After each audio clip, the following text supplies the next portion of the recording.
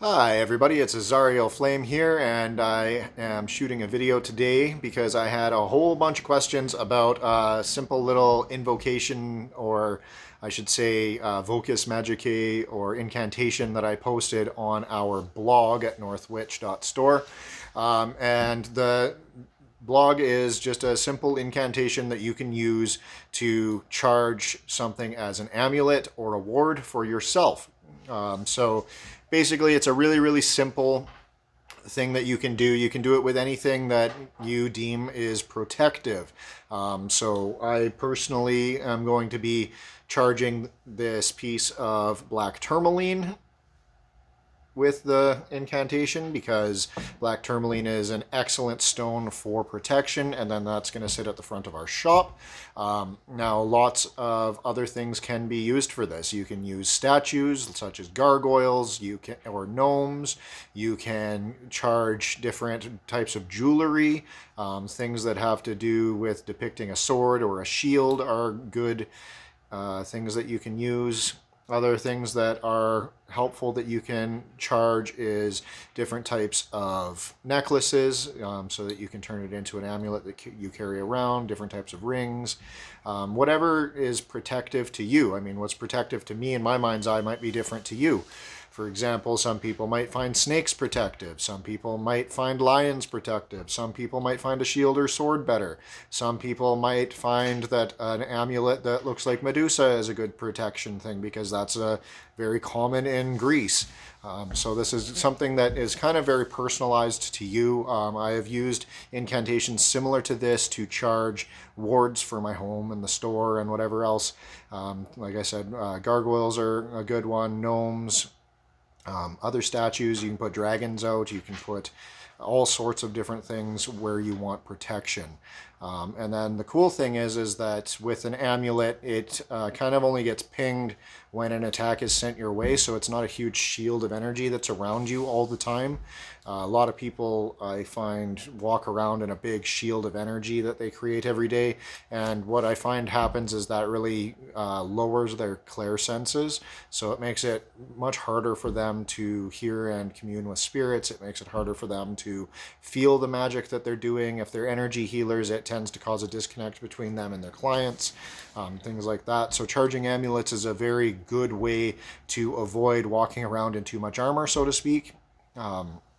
So it's just something that I find really helpful and useful. If you're going to use stones, jet, obsidian, tourmaline, onyx, any of the black stones are typically good for protection. Some people still use other things like selenite, or amethyst is a good one, or celestite. The higher vibration angel stones are usually good, such as angelite or seraphinite. So kind of play around with what you want to use for that. Or like I say, you can pretty much charge whatever. The sky is the limit. You can put up a picture that you want at your door that you can use as an amulet. You can charge a mirror as an amulet, so then it reflects everything back for whoever walks in front of that mirror. That's a good one if you own a shop or if you're worried about negative people entering your house. So it's very simple. Best done on a Tuesday in the hour of Mars if you can. That means that it's the day and the hour of Mars, which will give you the protective Martian energies. Another good time would be on the day and hour of the sun, which is Sunday, or the day and the hour of the moon, which is Monday. Okay, if you want to look up planetary times, planetaryhours.net is a good one, or there's many other apps and stuff that you can download for free to find out what the planetary time is in your zone, because it does change depending on your location and time zone and whatever else in the time of the year, and the length of the hours changes as well, so that's something to keep in mind. If you don't want to wait for specific planetary timing, you can do this on a full moon or a dark moon, depending on your tradition. I myself, for protection, I tend to work on a full moon, but I do know lots of people that do it on a dark moon. For me, it really doesn't matter because of the way that we're charging this. I'm okay with you doing either or, so you just kind of pick what resonates the most with you. And then you might find that certain things might make you want to use the full moon, whereas other things might make you want to use the dark moon. I find that certain things that are prescribed a certain way, I tend to switch depending on the information that I receive and how I feel about it using my clair senses. So very simple. What I want you to do is pick the time that you're going to do this, obviously. Get the item that you are going to charge, whether you're going to be creating a ward or an amulet, and that's kind of something that you need to be up on personally and figure out for yourself. Like I say, I'm going to use this black tourmaline. What you want to do is you want to do your deep breathing. So deep breaths in, deep breaths out, filling up all of the chambers of your lungs, starting at the bottom and then all the way out. Deep diaphragm breathing. Your belly should be going out and in as you're breathing in and out. And then that kind of gives you an indication that you're doing it properly. And then you want to be doing as deep a breaths as you can. This helps to kind of just open you up to everything around you. I do recommend that you do the grounding exercise that's on our channel. I'll put that up here. And if you can do the raising energy exercise, I will put that up here as well. And then the other good one to do is creating sacred space, which I'll put up here. And the witch's cauldron, the one that I learned from Jason Miller, you can put up here as well. And you can do all four of those, and that's a good way to open up your energy body to be able to do this. And with the witch's cauldron, it's going to activate the elements within your body. So then what you want to do is visualize the sigils for the elements. Now, if you have taken the elements class that I had on Patreon, which is now available to the public, so if you check our videos, you will see that there is an intro to the elements video now. I use crosses. So with that, you can use your crosses and visualize them for every element, or you can use the elemental pentagrams if you know the pentagrams. You would be doing invoking pentagrams and banishing pentagrams, same as the crosses, invoking crosses and banishing crosses. Or you can simply use the alchemical symbols, the triangles. Some of them have the lines through them, some of them don't, in the proper colors, and then just draw them clockwise in your mind for invoking and counterclockwise for banishing. Now you can just visualize these in your mind's eye, and you kind of want to draw them out in your mind's eye in the proper colors.